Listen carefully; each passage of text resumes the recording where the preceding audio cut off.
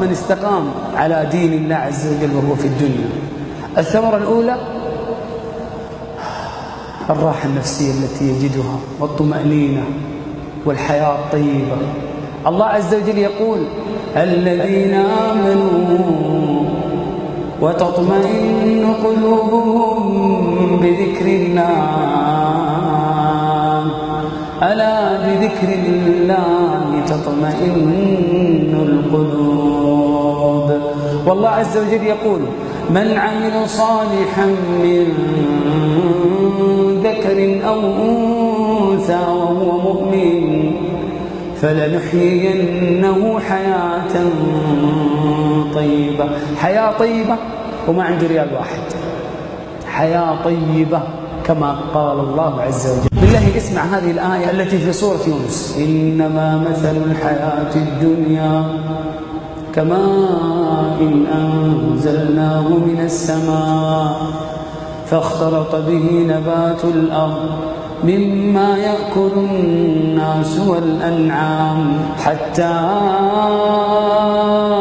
إذا أخذت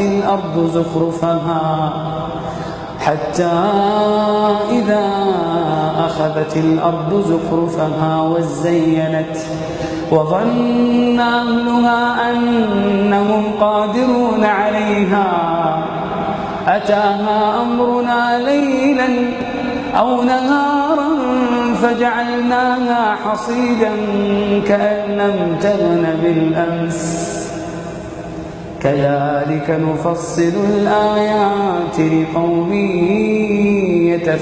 يتفكرون.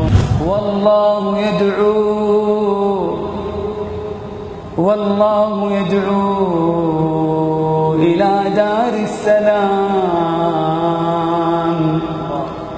والله يدعو إلى دار السلام ويهدي من يشاء إلى صراط مستقيم. ترى المستقيم عزيز أمام الملك، أمام الأمير، أمام الوزير، أمام المحافظ، أمام الكبير، أمام الصغير، أمام الذكر، أمام الأنثى. ولله العزة ولرسوله وللمؤمنين ولكن المنافقين لا يعلمون. لماذا؟ لأنهم استقاموا على كتاب الله فأخذوا من هذه العزة. وإنه لكتاب عزيز